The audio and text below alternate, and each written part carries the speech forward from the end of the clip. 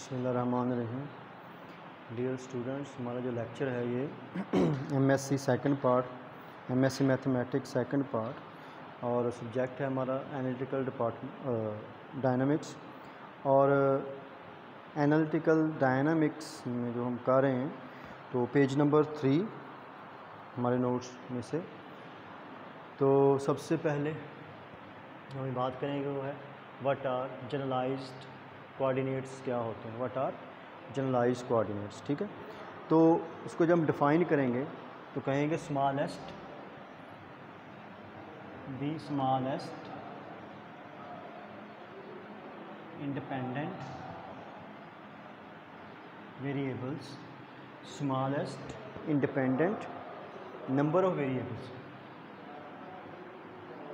Number of variables, वो कम से कम independent variables की तादाद जो कि हम इस्तेमाल करते हैं किस लिए, विच डिटरमिन द पोजीशन और the configuration of a moving system.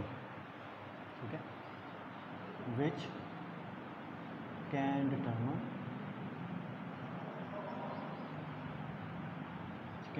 The position और configuration of a moving system. कोई भी मूविंग सिस्टम है, डायनेमिक सिस्टम है, ठीक है, उसकी पोजीशन बताने के लिए जितने इंडिपेंडेंट वेरिएबल जो होंगे वो कम से कम यूज़ होंगे, उसको हम क्या कहेंगे, उस तादाद को, उन इंडिपेंडेंट वेरिएबल्स की तादाद को हम क्या कहेंगे, जनरलाइज्ड कोऑर्डिनेट्स कहेंगे। Moving system at time T, किसी भी टाइम टी पे, आर कॉल्ड जनरलाइज्ड कोऑर्डिनेट्स। ठीक है, मतलब कोई भी बॉडी जो है, एक डायनामिक बॉडी है या एक डायनामिक सिस्टम है, तो किसी भी टाइम टी पे अगर हमने उसकी पोजीशन बतानी है, कॉन्फ़िगरेशन बतानी है, तो जितने कम से कम वेरिएबल्स से हम उसकी पोजीशन को बता सकते हैं, कॉन्फ़िगरेशन को बता सकते हैं, तो वो तादाद जो है वेरिएबल्स की वो क्या कहलाता है, जनरलाइज्ड कोऑर्डिनेट्स कहलाता है। या हम इसको लैग्रेंजियन कोऑर्डिनेट्स भी कह सकते हैं। क्या कह सकते हैं, लैग्रेंजियन कोऑर्डिनेट्स भी कह सकते हैं। तो हम कुछ एग्जांपल्स इसकी लेते हैं। नंबर 1, particle moving freely in plane are represented as. अगर कोई पार्टिकल जो है एक प्लेन में मूव कर रहा है, मूविंग इन अ प्लेन, आपको पता प्लेन में 2 एक्सेस, ठीक है, तो उसके लिए 2, अगर एक्स वाई प्लेन मूव कर रहा है तो 2 कोऑर्डिनेट्स काफ़ी हैं, एक्स और थीटा। अगर पोलर फॉर्म में जाएंगे तो आर और थीटा काफ़ी हैं उसकी पोजीशन बताने के लिए। इसका मतलब जब बॉडी प्लेन में मूव कर रहा हो, तो डायनामिक सिस्टम एक प्लेन में मूव कर रहा है, तो उसके लिए कितने जनरलाइज्ड कोऑर्डिनेट होंगे, 2, एक्स और वाई वो काफ़ी होंगे, या आर और थीटा। इसी तरह पार्टिकल मूविंग फ्रीली इन, अगर 3 डायमेंशन में मूव कर रहा होगा, particle moving in space, space कह लें या 3 डायमेंशन मूव कर, 3 कोऑर्डिनेट्स चाहिए, एक्स वाई जी या आर थीटा और फाई। ठीक है, ये 3 कोऑर्डिनेट्स की फिर हमें ज़रूरत पड़ेगी। अब इसमें जनरलाइज्ड कोऑर्डिनेट्स कितने हैं, 3 हैं। Particle moving on a sphere of radius a represented as theta और फाई, या आर और थीटा से। अगर कोई पार्टिकल मूव कर रहा है स्फीयर के ऊपर जिसका रेडियस ए है, तो रिप्रेजेंटेड एज, तो उसको कैसे रिप्रेजेंट कर सकते हैं, आर एक कांस्टेंट है, ठीक है, और थीटा से उसको क्या कर सकते हैं, रिप्रेजेंट कर सकते हैं। इस तरह rigid body in a plane is represented as, number 3, third example, rigid body in plane. अगर रिजिड बॉडी जो है प्लेन में है तो उसको रिप्रेजेंट करने के लिए आपके पास 3 कोऑर्डिनेट्स हैं, एक्स, वाई और थीटा। ठीक है, ये जनरलाइज्ड कोऑर्डिनेट होंगे। ठीक है, एक्स, वाई और थीटा। थीटा क्या है, अगर कोई रिजिड बॉडी है रोटेशन, तो उसकी रोटेशन के लिए कि अगर वो मूव कर रहा है तो कितने एंगल्स उसने मूव किया है उसके रेशो में। इसी तरह पेयर ऑफ सीजर्स है, उसके लिए आपको 4 कोऑर्डिनेट्स जनरलाइज कोऑर्डिनेट होंगे।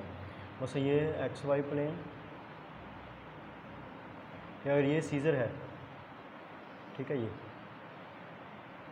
तो एक तो ये पॉइंट होगा एक्स वाई, और दूसरा ये एंगल कितना है, लेट से थीटा, और ये एंगल वो कितना बना रहा है, लेट से फाई। तो क्या होगा, एक्स वाई थीटा और फाई, तो 4 जनरलाइज कोऑर्डिनेट्स उसकी पोजीशन को बताने के लिए इस्तेमाल होंगे। जैसे हम कहते हैं इस तरह सिंपल पेंडुलम के लिए सिर्फ थीटा ही जनरलाइज्ड कोऑर्डिनेट होगा। इंडिपेंडेंट जो है, अगर आपने सिंपल पेंडुलम देखें तो इसके लिए जो एंगल थीटा है वो क्या होगा, जनरलाइज्ड कोऑर्डिनेट। एंगल थीटा सिर्फ एक होगा, वो क्या होगा, वो जनरलाइज्ड कोऑर्डिनेट होगा सिंपल पेंडुलम में। ठीक है, आगे हम बात करेंगे degree of freedom. What is degree of freedom?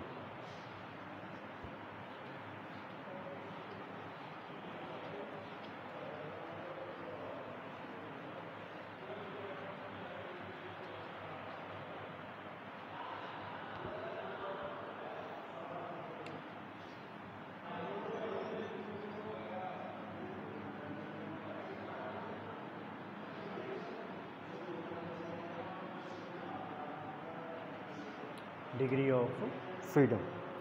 अब देखें, the number of generalized coordinates which can be varied, इसको जब डिफाइन करेंगे तो क्या कहेंगे, द नंबर ऑफ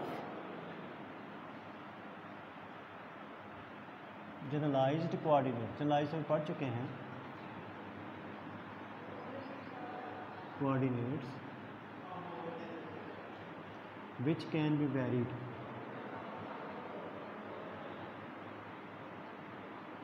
which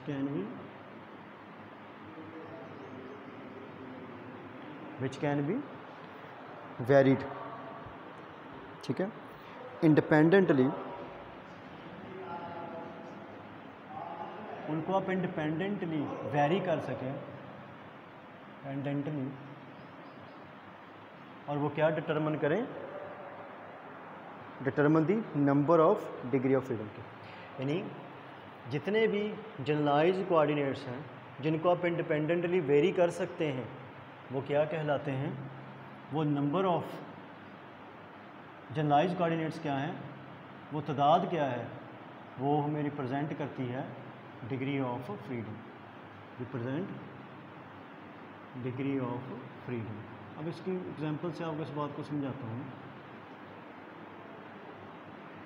कि नंबर ऑफ़ जनरलाइज्ड कोऑर्डिनेट कितने हैं जिनको आप इंडिपेंडेंटली वेरी कर सकते हैं।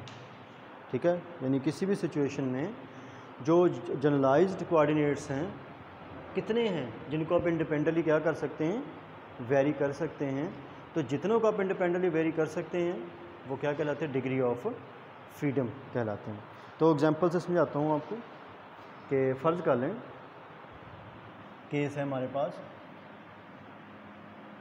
X square plus y square is equal to a square. तो कोई बॉडी मूव कर रहा है एट अ सर्कल और इसका रेडियस सर्कल का क्या है, ए है।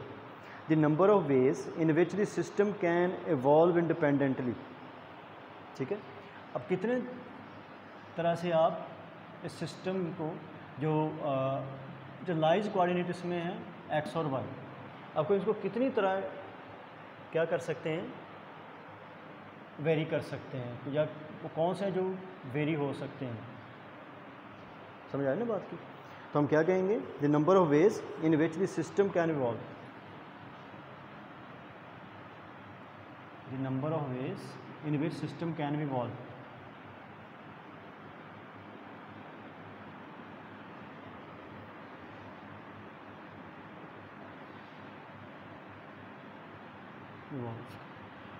अब जैसे अगर हम उसका डिफरेंशियल लें बोथ साइड्स का, तो हमारे पास क्या होगा, 2x delta x plus 2y delta y is equal to क्या हो जाएगा 0, अगर हम दोनों साइड्स का क्या लें डिफरेंशियल लें। तो डेल्टा वाई अगर यहाँ से हम फाइंड करें, तो अगर डेल्टा वाई अगर फाइंड करें तो delta y is equal to क्या हो जाएगा minus x delta x over y, ठीक है। या हम लिख सकते हैं minus x over y delta x. तो delta y is equal to minus x over y into क्या हो जाएगा डेल्टा एक्स। इसी तरह अगर हम यहाँ से डेल्टा एक्स फाइंड करें तो वो क्या हो जाएगा delta x is equal to क्या हो जाएगा minus y delta y over क्या हो जाएगा एक्स। तो minus y over x into क्या हो जाएगा डेल्टा वाई, अगर हम दोनों का फाइंड करते हैं। In the both cases the independent variable is unity, so it has 1 degree of freedom. अब दोनों में ही ज़रा देखें, दोनों में ही इंडिपेंडेंट वेरिएबल्स कितने हैं। अगर हम इसको नंबर ऑफ वेज, मतलब हम इसको सिचुएशन को इस तरह भी सिचुएशन वॉल्व हो सकती है, इस तरह भी वॉल्व हो सकती है, लेकिन दोनों सूरतों में देखें यहाँ पे इंडिपेंडेंट वेरिएबल डेल्टा एक्स और यहाँ पे डेल्टा वाई, यानी दोनों सूरतों में जो इंडिपेंडेंट वेरिएबल है वो एक ही है। अगर डेल्टा वाई की फॉर्म में जाएंगे तो डेल्टा एक्स, अगर डेल्टा एक्स तो डेल्टा वाई। अब डेल्टा एक्स की वाई क्या है डिपेंडेंट है, ज़ाहिर है वो किस पर डिपेंड कर रहा है चेंज इन, या जो चेंज आती है डेल्टा एक्स में इस तरह। तो इसका मतलब दोनों सूरतों में जो डिग्री ऑफ फ्रीडम है यहाँ पे इस केस में degree of freedom is 1, degree of freedom क्या है 1। या अगर मैं इसको आसान लफ्ज़ों में बताऊँ कि किसी भी केस में किसी भी सिचुएशन में अगर आप जो जितने उसमें जितने इंडिपेंडेंट जनरलाइज कोऑर्डिनेट्स होंगे, इंडिपेंडेंट जनरलाइज कोऑर्डिनेट होंगे, तो वो क्या होगा उसका डिग्री ऑफ फ्रीडम होगा, जनरलाइज इंडिपेंडेंट जनरलाइज कोऑर्डिनेट्स होंगे। सिमिलरली अगर एक और हम केस लें, ठीक है 2x, इसकी और एग्जांपल लेते हैं, एक्स स्क्वायर प्लस स्फेयर की बात करेगा तो body moving at a square x square y square plus z square is equal to let's say a square. तो डिफरेंशियल अगर फाइंड करें 2x delta x 2y delta Y 2z, ठीक है, delta z is equal to क्या हो जाएगा 0। अगर हम यहाँ से डेल्टा एक्स की वैल्यू फाइंड करें तो हमारे पास क्या आ जाएगी डेल्टा एक्स की value minus y delta y minus z delta z over क्या हो जाएगा एक्स। ये अब इसमें देखिए ज़रा, यहाँ पे अब दो इस सिचुएशन में दो इंडिपेंडेंट वेरिएबल्स हैं डेल्टा वाई और डेल्टा जी, यानी इस सिचुएशन को ये डिपेंडेंट ये इंडिपेंडेंट, तो इस सिचुएशन में दो इंडिपेंडेंट वेरिएबल है। इसका मतलब इसमें डिग्री ऑफ फ्रीडम कितनी होगी वो 2 होगी इस सिचुएशन में, ठीक है। अगर एक पार्टिकल मूव कर रहा है, ठीक है, इन स्पेस, तो स्पेस में क्या होगा 3 डिग्री ऑफ फ्रीडम होगी, ठीक है।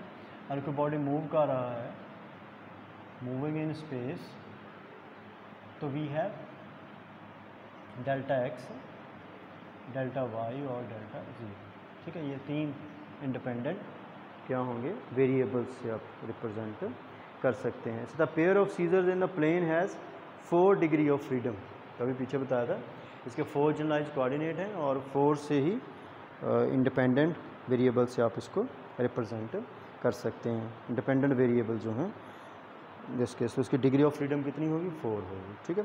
तो उम्मीद है आपको डिग्री ऑफ फ्रीडम की समझ आ गई होगी। तो इसके बाद है पेज नंबर 5 पे ही तो कुछ लॉ ऑफ कैंसलेशन है ऑफ डॉट्स वो करते हैं, ठीक है। और ये आगे यूज़ भी होगा तो इसको आपने याद भी रखना है।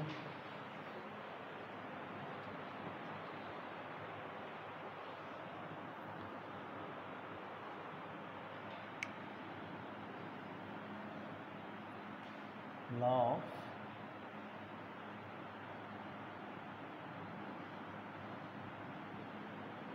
of cancellation of dots,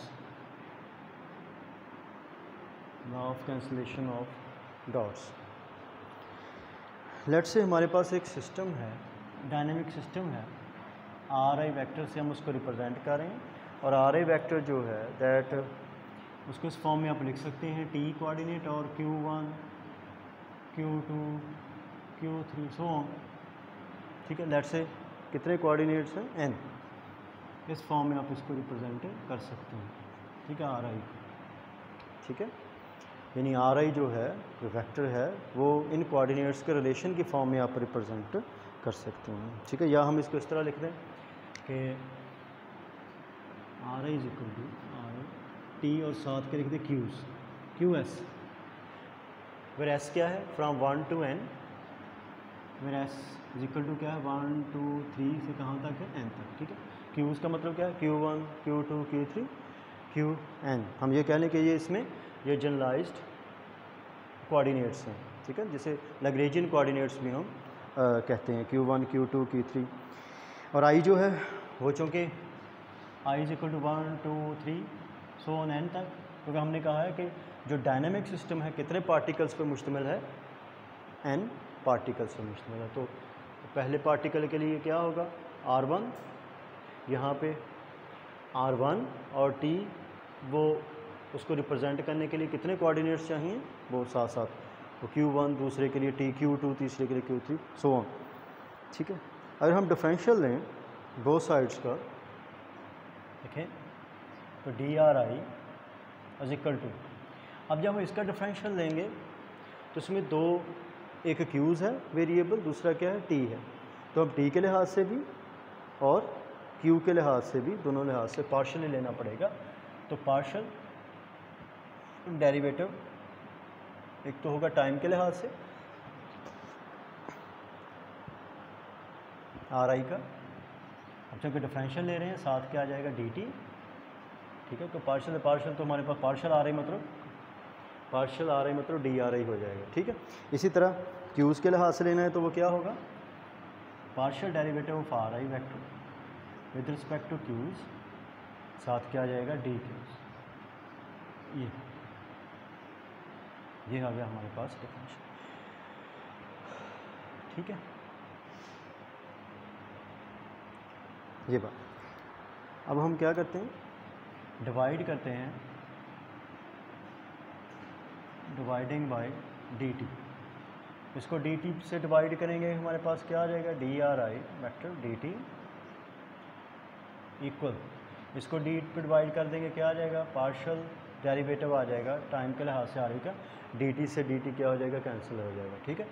इसका लेंगे तो partial RI over partial qs, ठीक है, और इस पर dq ये क्या हो जाएगा डी क्यूज़ ओवर dt, ठीक है ना, dt इस पर डिवाइड किया, और ये हमारे पास फिर आ जाएगा partial t plus partial RI partial queues, और ये क्या हो जाएगा क्यूज़ इस पर डॉट, डॉट मतलब, और DRI को क्या लिख सकते हैं, ये RI का हमारे पास क्या आ जाएगा डॉट, RI वेक्टर डॉट, क्योंकि इसका डेरिवेटिव टाइम, और क्यूज़ क्योंकि इसका टाइम डेरिवेटिव ले रहे हैं क्यूज़ का, तो क्यू क्या आ जाएगा क्यूज़ का डॉट आ जाएगा, ठीक है। अब हम इसको अगर डिफ्रेंशिएट करें किस लिहाज से, क्यू डॉट के लिहाज से, वी गेट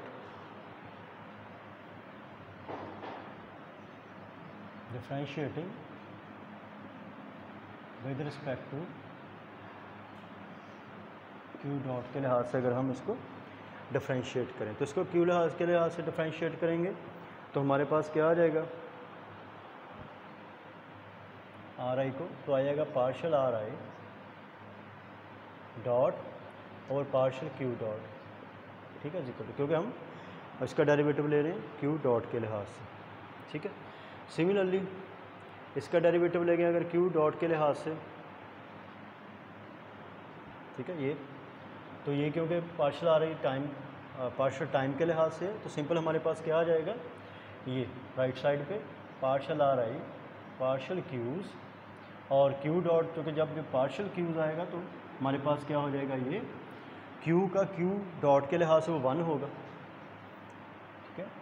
जब हम इसका पार्शियल डेरिवेटिव लेंगे क्यू डॉट के लिहाज से, किसके लिहाज से ले रहे हैं, क्यू डॉट के लिहाज से, तो ये 1 हो जाएगा। तो हमारे पास क्या आ जाएगा, सिर्फ ये चीज़ बच जाएगी पार्शल, और यहाँ पे क्योंकि ये टाइम के लिहाज से है, क्यू डॉट के लिहाज से इसकी वैल्यू क्या आएगी 0, और ये इसका लेंगे पार्शल के लिहाज से, क्यू का क्यू डॉट के लिहाज से 1 हो जाएगा, हमारे पास ये बच जाएगा, हमारे पास ये आ गया। तो देखिए ज़रा, यहाँ से डॉट है, यहाँ भी डॉट है, और राइट साइड में देखिए ये दोनों पे डॉट नहीं है, यानी पार्शियल डेरिवेटिव जो है आ रहा है एक डॉट का, किस लिहाज से, क्यू डॉट के लिहाज से। तो ये डॉट यहाँ पे लेफ़्ट साइड पे डॉट है, राइट साइड पे दोनों पे डॉट नहीं है, तो ये डॉट क्या कर सकते हैं, कैंसिल। जब भी इस फॉर्म में आए आप इसको इस फॉर्म में लिख सकते हैं, जब इस फॉर्म में आप इसको इस फॉर्म में लिख सकते हैं, इसे कहते हैं law of cancellation of dots. तो उम्मीद करता हूँ स्टूडेंट समझ आ गई होगी। नेक्स्ट इंशाल्लाह हम लेक्चर पे जाएंगे। अल्लाह हाफ़िज़।